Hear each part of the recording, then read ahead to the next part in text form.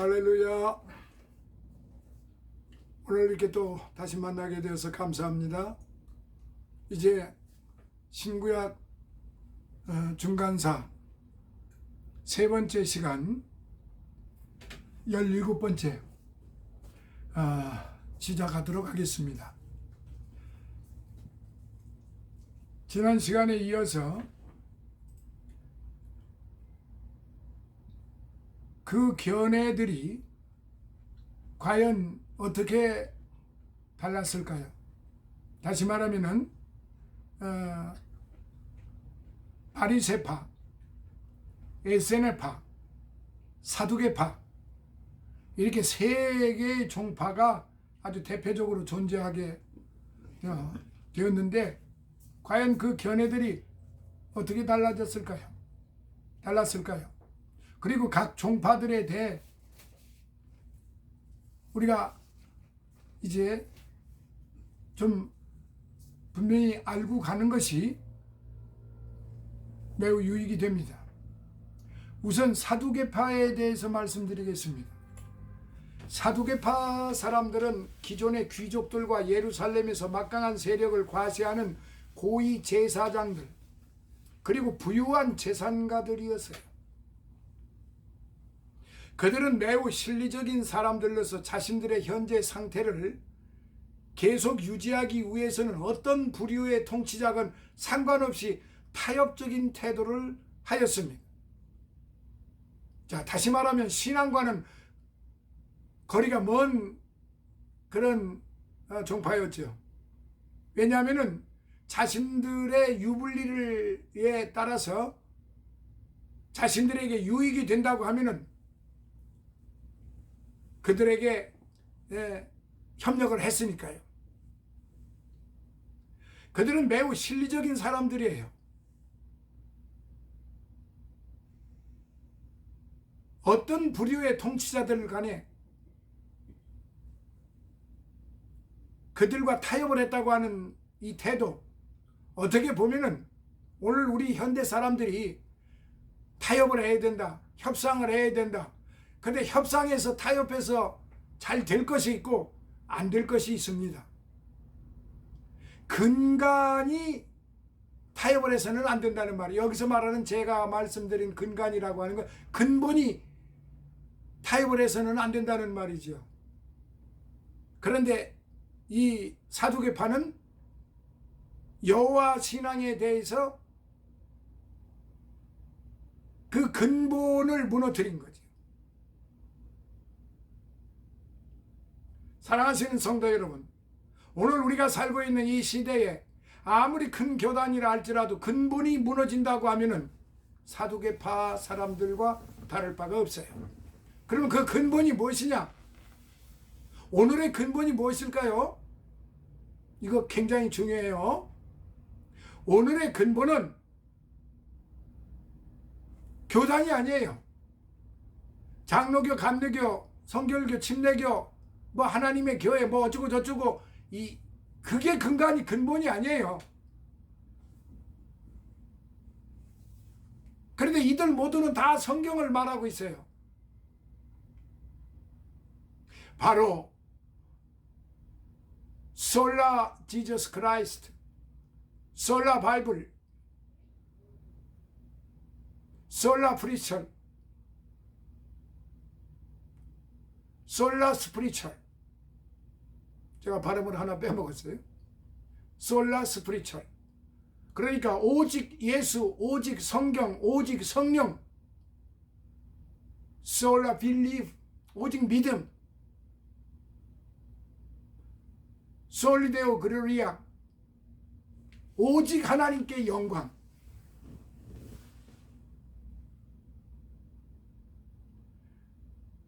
그런데 이렇게 하기 위해서 온갖 타협을 한다? 그건 잘못된 거죠. 이 사두개파들이 자신들의 이익을, 자신들의 팔을 유지시키고 그 권위를 나타내 보이기 위해서 부정한 통치자건 부정하지 않은 통치자건 간에 상관없이 자신들의 이익만을 위하여 타협을 했다 이 말이에요. 그게 사두개파예요. 그래서 사두개파 사람들은 헬레니즘 문화를 숭상하고 하스몬의 왕가 및 후에 등장하는 로마 정권과도 결탁을 했던 것입니다. 그들이 가장 두려워한 것은 무엇보다도 정치적인 교란 상태나 변혁이었지요. 오늘날의 기득권층이 바라는 바와 다를 바 없었지요. 후에 사두개파 사람들이 예수님을 위험한 인물로 간주하여 배격한 것도 바로 변혁을 두려워했던 이유에서였던 것입니다. 오늘날 정치적인 그런 책사들, 여러분 한번 가만히 한번 돌이켜 보세요. 어떤 짓거리를 하고 있나? 그게 과연 국민들을 위해서 지금 그렇게 하고 있는지, 국가와 민족을 위해서 그렇게 하고 있는지, 자신들의 영역을 위해서, 자신들의 치부와 자신들의 명예와 자신들의 권위를 위해서 그렇게 하고 있는지,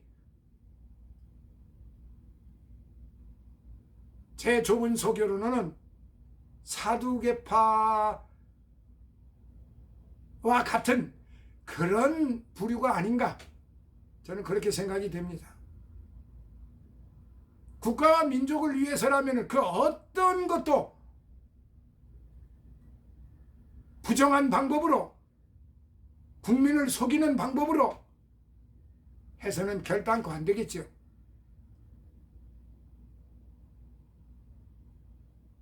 이 사두개파 사람들이 바로 이러한 부류의 사람들이 오늘 우리가 살고 있는 이 시대에, 우리 주변에, 우리 정치 세력에, 교육계, 문화계, 종교계 가득하다는 사실을 우리가 간과해서는 안 될 것입니다. 이 사람들이 나라의 근간을 해치고 국민들을 국론 분열을 만들고 사회 정화를 외치고 사회 개혁을 외친다고는 하지만은 형편없는 그런 주장을 가지고 혼란을 일으키고 있다는 사실을 우리는 잊어서는 안 됩니다. 우리 국민들은 유수한 그런 과정을 거쳐서 수많은 환난과 고통과 고난의 역경을 거쳐서 여기까지 온 국민들입니다. 놀랍게도 해방 이후 세계 굴지에 국제적으로도 이제 선진국에 진입을 했고,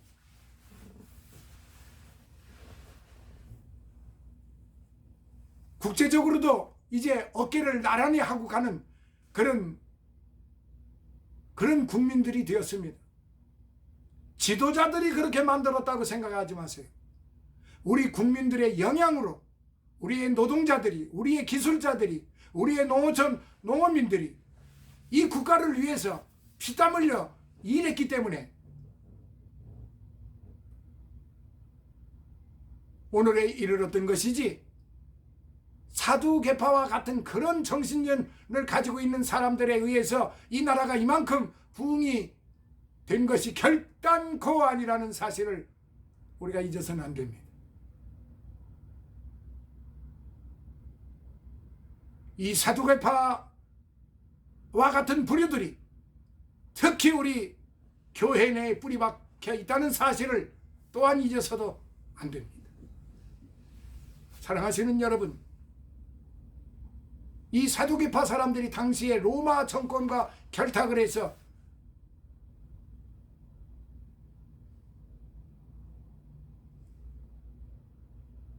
자신의 신앙을 지키려고 했던, 선민 신앙을 지키려고 했던 이들에게 얼마나 포악한 일을 저질렀는지 상상을 할 수가 없을 정도입니다.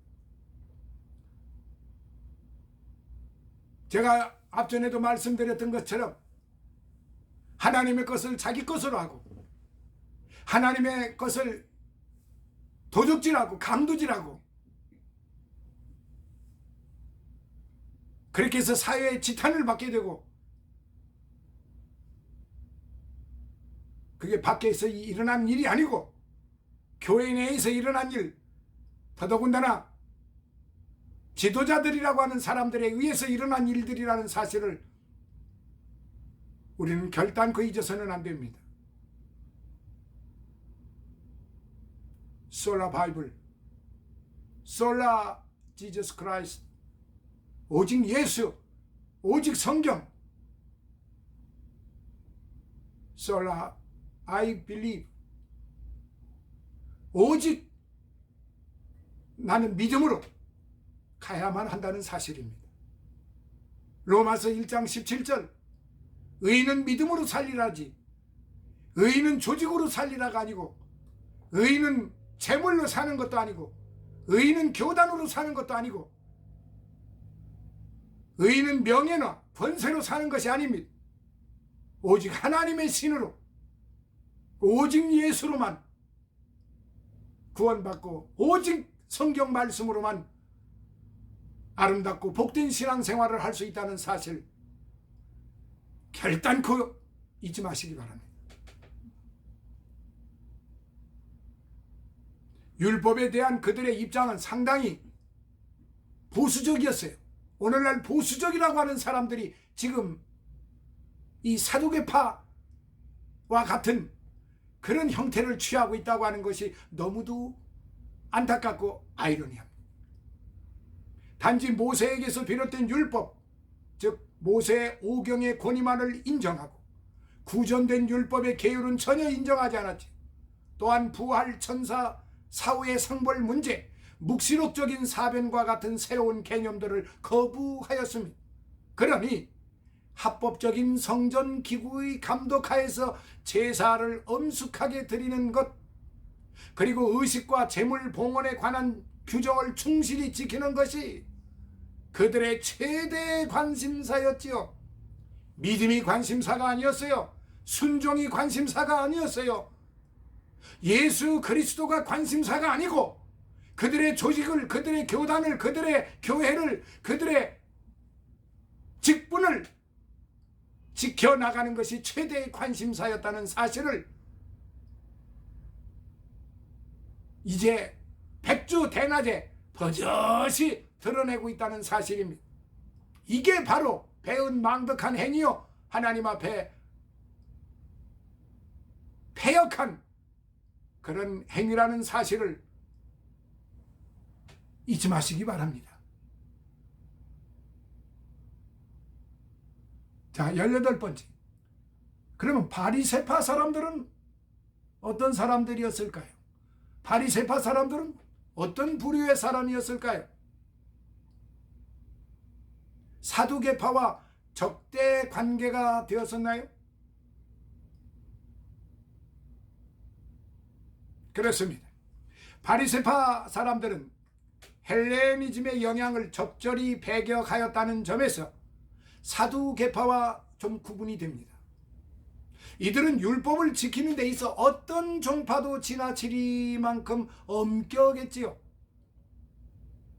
바로 사도 바울이 바리새파이지 않았어요? 그러나 사두개파 사람들처럼 모세의 율법만을 고집한 것이 아니라 구전된 율법을 그대로 전승하여 발전시켜 나갔습니다. 후에 이것은 미시나로 편찬되었고 결국에는 탈무드로 집대성이었습니다. 그러니까 바리새파에 의해서 탈무드가 발전되었다는 사실이죠. 탈무드는 히브리인들의 교양서입니다. 도덕책이죠, 도덕책. 잠깐 미시나와 탈무드에 대해서 설명을 드리면요, 기원전 300년부터 서기 500년까지 약 800년 근간에 유대교 랍비들에 의하여 구두로 전해져 온 구전 율법을 탈무드라고 하는데, 중심 본문은 미시나, 이 본문의 몇 배 분량의 주석 부분은 게마네라고 합니다.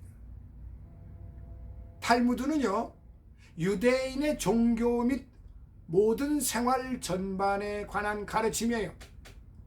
성문 율법인 구약 성서와 함께 바리새파에 의해 주도된 전통 유대교의 경전, 한마디 더 붙이면은 도덕 윤리, 즉 도덕적인 도덕경이라고 볼 수 있습니다.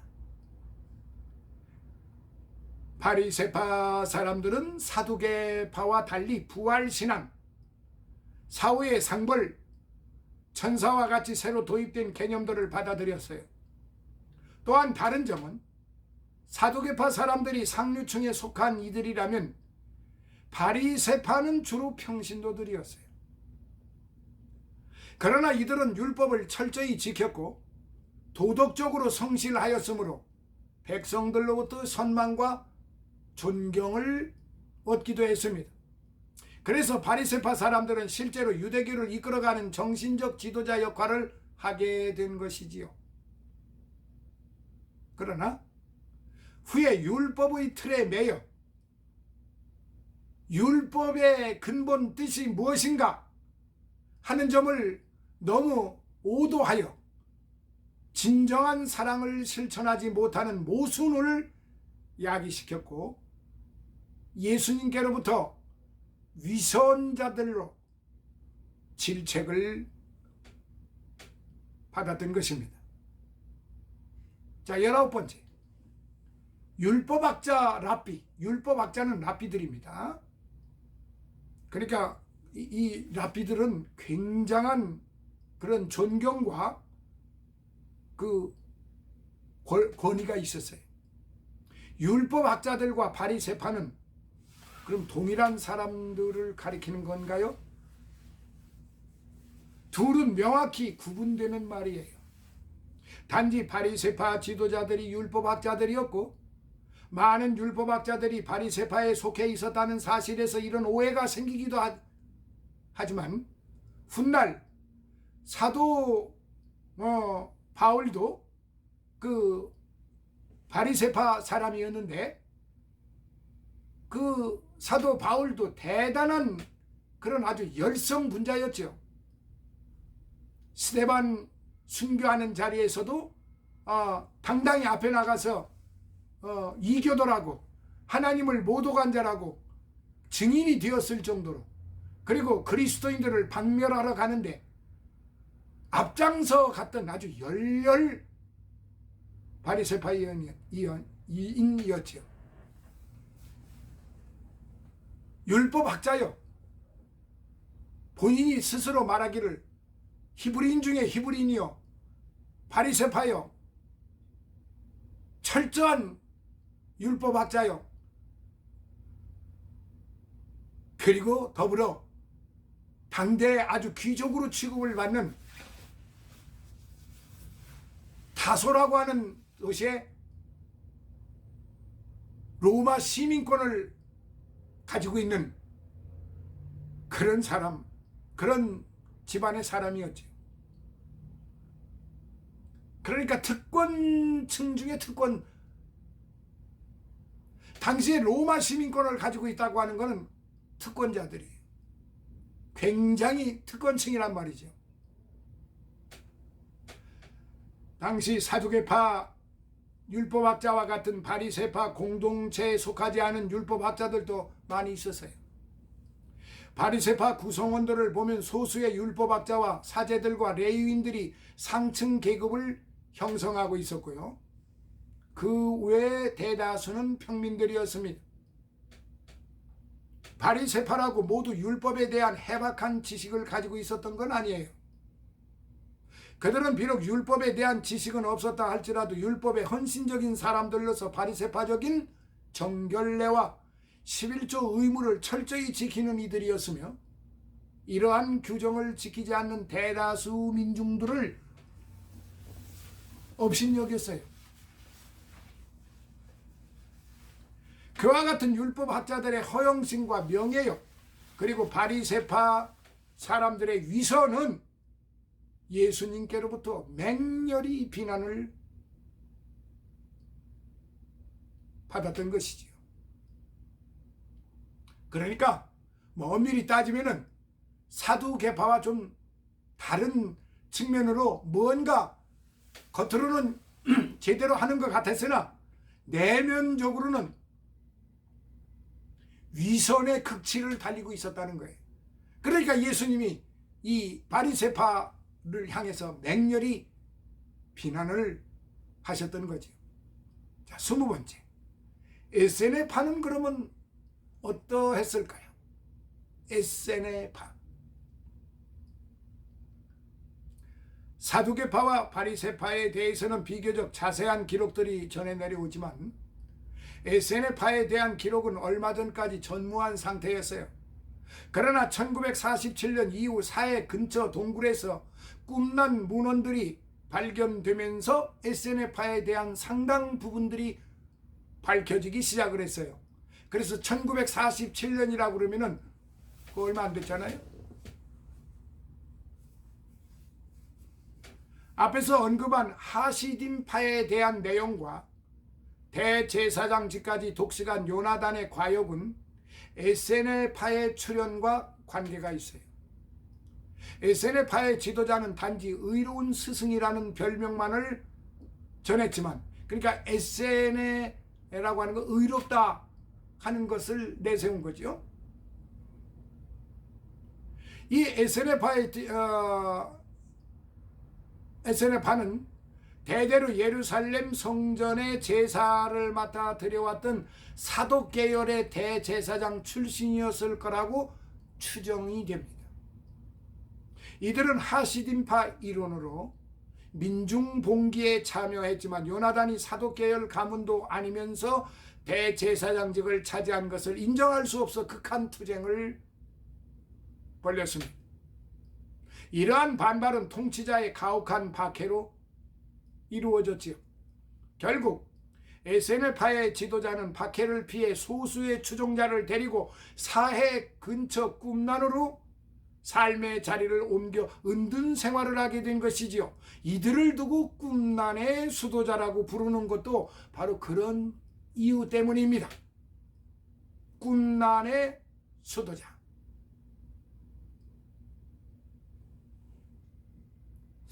여러분 그 카타쿰바라는 말 들어보신 일이 있죠? 에세네파 사람들은 바리새파 사람들보다 더 엄격히 율법을 지켰고요.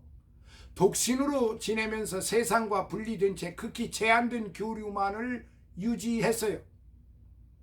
묵시 문학적인 종말론, 율법 중심의 근본주의, 선민주의적 배타의식, 이런 점들이 당시 에세네파의 사람들이 지니고 있던 특성이라고 할 수 있죠. 21번째.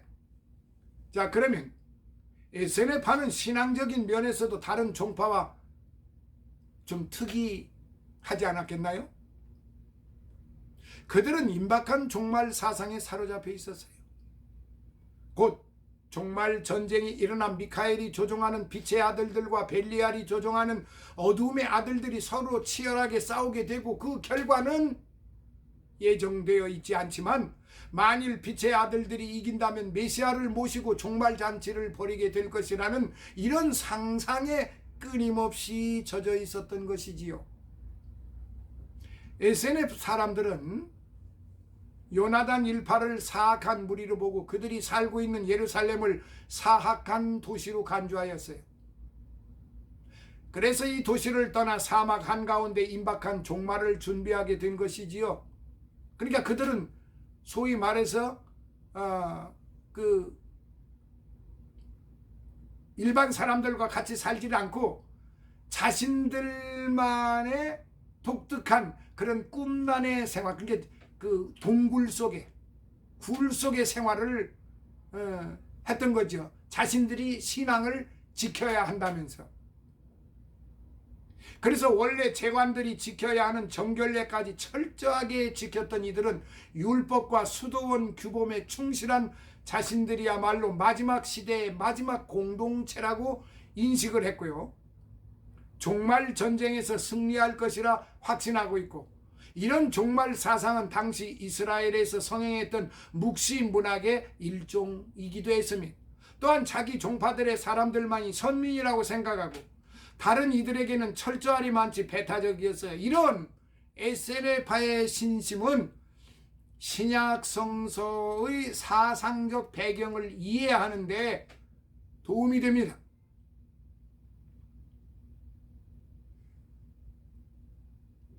이건 제 소견입니다만은 가톨릭 문화권에서 그 사제들의 수도원이 만들어진 그 계기가 이 에세네파의 영향을 받지 않았나? 왜냐하면 그 수도원이라고 하는 성격 자체가 뭔가 철저하게 고립된, 철저하게 그 가려진 상태에서 오로지 수도만을 하기 위한 것이었기 때문에 꿈란의 사람들하고 거의 비슷한 생활을 하지 않았나. 그리고 그 이후에 가톨릭 문화권에서 뭐 이것은 그렇게 뭐 함부로 거론할 얘기도 아니겠지만은 이미 다 그 밝혀진 사실들이기 때문에 말씀드립니다만은 그 가톨릭 신부들의 그 불륜 잔치로 말미암아 형성된 그 사생아들이 어디로 갈 길이 없고 밖으로 내보낼 길이 없으니까 고아원을 만들어 가지고 수녀들로 하여금 그 고아들을 아주 그 포장은 아주 선한 행위로 포장을 해놨지만은 그 내용적으로 볼 때는 그 사생아를 낳은 수녀들이 또 그것들을 위해서 수녀들이 동정녀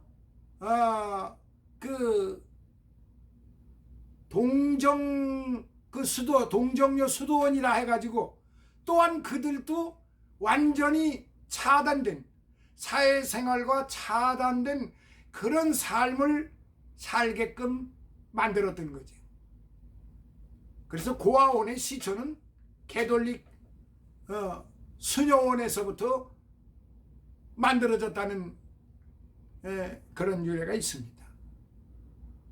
어쨌든 간에 그렇게 좋은 현상은 아니었지만은 어쨌든 또 그것을 가리기 위해서 아주 선한 행위로 포장을 해버렸기 때문에 오늘 현대에 살아가는 사람들이 거기에 다 매혹이 되고 그 근간이 무엇인지도 모르면서 왜 그런 것들이 만들어졌는가를 잘 알지도 못하면서 그들의 포장된 그 형태만을 보고, 그러니까 겉포장만 보고 갔다는 말이지. 겉포장만 보고 그들의 아름다운 그런 모습으로 오늘 현대에 이르기까지 그렇게 만들어져 가고 있다는 사실, 참으로 아이러니컬한 이야기죠.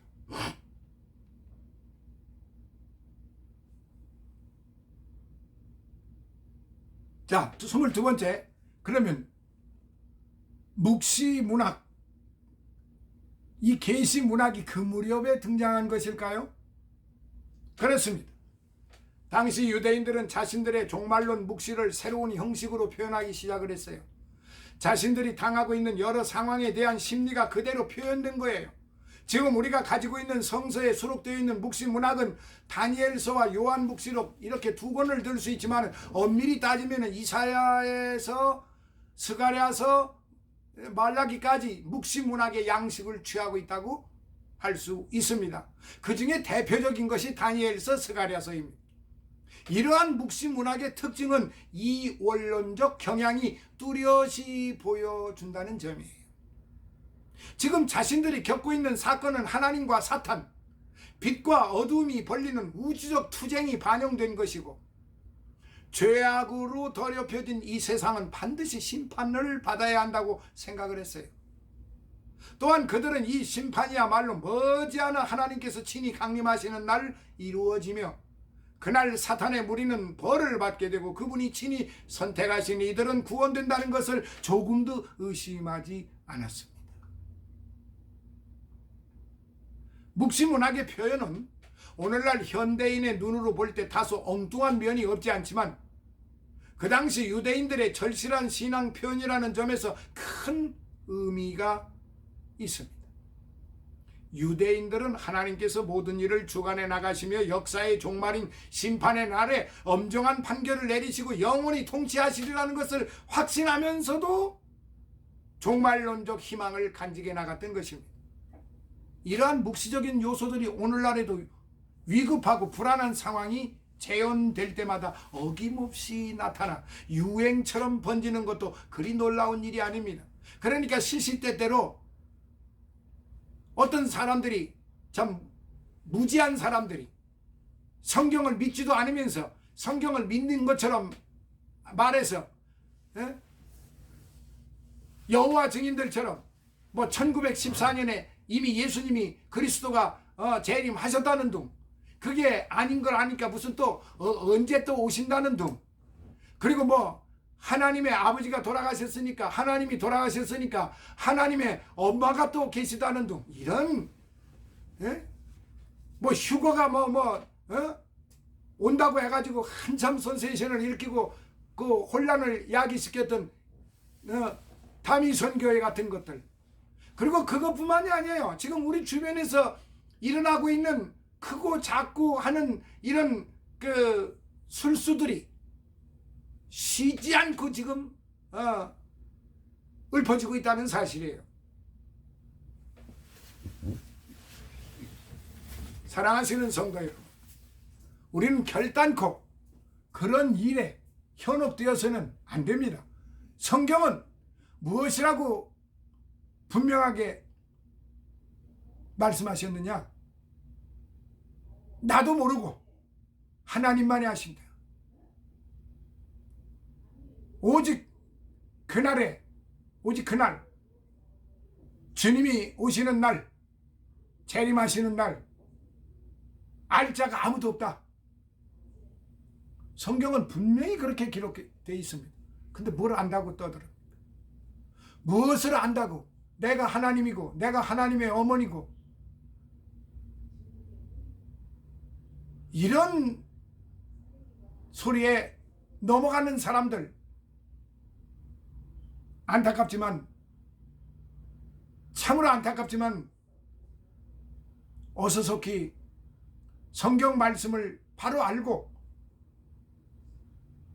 돌아오시기를 바랍니다. 우린 그들을 미워하지 말고, 몰라서, 미련해서, 깨닫지 못해서, 하나님의 말씀을 잘못 배워서 그렇게 된 것이니까 그들이 돌아오도록 우리는 기도해야 되고, 그들을 불쌍히 여기고 그들을 따뜻하게 돌보아 주어야 할 것입니다. 그것이 오늘 우리 성도들이 할 일입니다. 자, 이제 세 번째 시간이 마쳤습니다. 23번째 시간은 네 번째 프로그램에서 4편에서 이제 여러분들을 만나면서 이 부분에 대해서 일부 마치도록 하겠습니다. 사랑하시는 성도 여러분, 정말로 제가 지금 말씀드린 이 사두개파, 바리새파, 에세네파에 속하지 않는 사람들도 있었다고 하는 사실은 다음 시간에 이제 말씀드리기로 하겠습니다. 감사합니다. 다시 만나 뵙겠습니다. 할렐루야.